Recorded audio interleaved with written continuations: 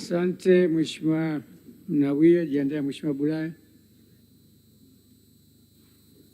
Mheshimiwa Spika, nakushukuru. Mheshimiwa Bulaya, mimi mwita Mnawia kwa sababu zangu, weka chini.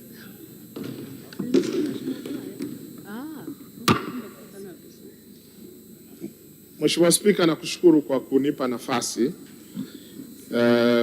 Mheshimiwa Spika, nianze kwa kusema naunga mkono hoja kwa 100%. Mheshimiwa Spika, nichukue nafasi hii kwa dhati kabisa kumpongeza Rais Dr. Samia Suluhu Hassan, Rais wa Jamhuri ya Muungano wa Tanzania, kwa kazi nzuri sana aliyoifanya kwa diplomasia ya nchi yetu. Toka ameingia madarakani mwaka 2021, kazi aliyoifanya Dr. Samia ya kuijenga diplomasia ya nchi yetu ni kazi ya mfano, na kwa kweli inastahili pongezi, na tunampongeza rais kwa kazi nzuri aliyofanya.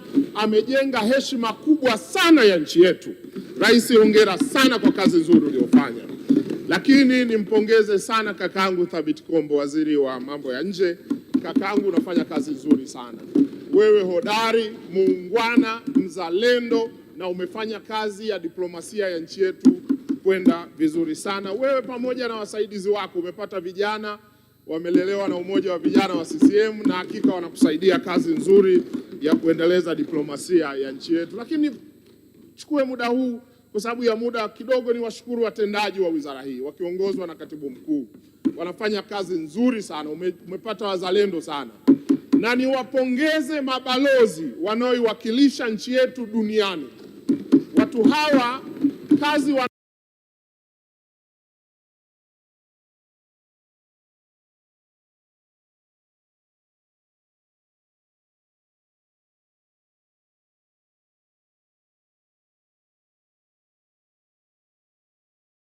wanayofanya, bahati mbaya ni kwamba haionekani sana huku, lakini ukiona vinaelea vimeundwa. Mabalozi wanafanya kazi nzuri ya kuiwakilisha nchi yetu, na kazi hii lazima wabunge tuiunge mkono, na leo tupitishe bajeti hii kwa kishindo ili tuonyeshe kwamba tunatambua kazi nzuri ambayo inafanywa na mabalozi ambao wanawakilisha nchi yetu huko duniani. Mheshimiwa Spika, baada ya kazi hii nzuri iliyofanyika, na mambo mawili makubwa ya kushauri. La kwanza, baada ya kazi hii nzuri iliyofanyika, idadi ya Watanzania kwenye taasisi za kimataifa imeongezeka. Tunayo mifano mingi, tumeenda kwenye uchaguzi, tumechaguliwa, lakini wale wanaoteuliwa na kadhalika. Nataka kuomba wizara hii tusaidie jambo moja. Tunao waraka wa utumishi wa umma wa mwaka wa 2009. Waraka huu pamoja na mambo mengine, kwa haraka haraka, unazungumzia likizo ya bila malipo ya watumishi wa umma. Sasa waraka huu unapunguza kasi ya ushiriki wa Watanzania kwenye taasisi za kimataifa.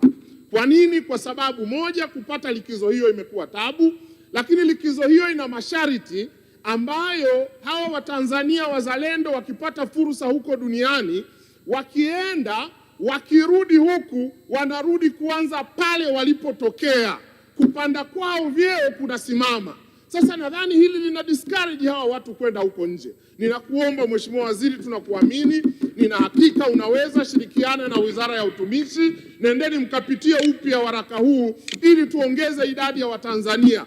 Badala ya kuwa discourage kwenda, tuwa encourage kwenda, kwa sababu inatupa fursa ya sisi Watanzania kutumia wanachama wetu kwenye taasisi hizo kuhakikisha mambo yanakwenda. Mheshimiwa Spika, swala la pili, ujenzi wa nchi ni historia na unachukua muda mrefu, na katika historia hiyo kuna uwezekano wa kupitia milima na mabonde, nyakati njema na nyakati mbaya, nyakati nzuri na za furaha, na wakati mwingine nyakati za huzuni.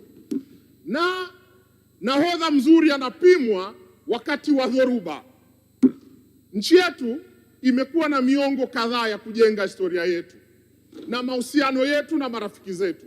Ndio maana ninawapongeza marais wa nchi hii katika misukosuko, katika raha bado diplomasia ya nchi yetu imeendelea kushamiri. Na Rais Samia ameonyesha kwa vitendo kabisa. Tulipopitia mawimbi, rais amesimama imara, ameonyesha uzalendo, na hili limepeleka salamu duniani kwamba hata kama tukipitia matatizo bado tuna uwezo wa kushughulikia matatizo yetu wenyewe.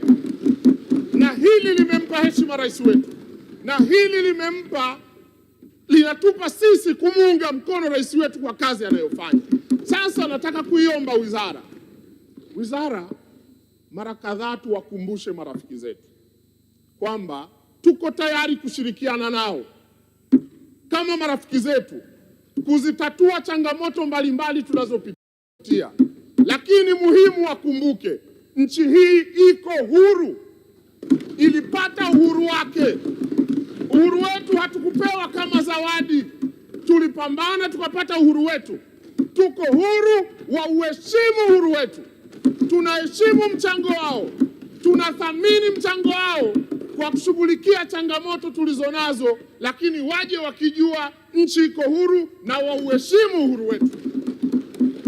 La pili, marafiki zetu waje, lakini muhimu wakumbuke wasitumie changamoto tulizonazo kutunyanyasa, kutukandamiza, kutuonea, kutudhalilisha. Watumie fursa tunaowapa ya sisi kufanya nao kazi kwa heshima, nidhamu na upendo. Nchi hii tumekuwa na mahusiano na hawa marafiki kwa miongo kadhaa. Changamoto za siku moja, mbili, tatu haziwezi kupima uhusiano wetu na wao kwamba eti ndio msingi wa uhusiano wetu. Na nataka kuwaomba Watanzania, historia ya nchi hii itajengwa na Watanzania. Tulinde nchi yetu kwa wivu mkubwa, tuitetee nchi hii kwa wivu mkubwa. Tusiruhusu mtu kutudhalilisha, mtu kutuonea, mtu kutunyanyasa, na isitumike fimbo ya changamoto tulizonazo kutupiga. Hilo tuseme hapana. Na niombe wizara hii mara kadhaa tuwakumbushe, iwe ni mataifa makubwa, iwe ni madogo, wote tuko sawa mbele ya diplomasia.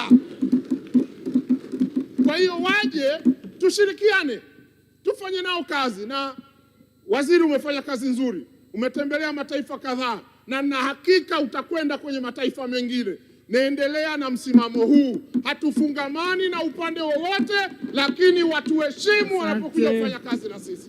Wazingatie hii nchi ni huru, wahakikishe kwamba wanaheshimu uhuru wetu, watuheshimu, wasitudhalilishe, watutendee haki. Mheshimiwa Spika, naunga mkono hoja. Asante sana na kushukuru. Asante.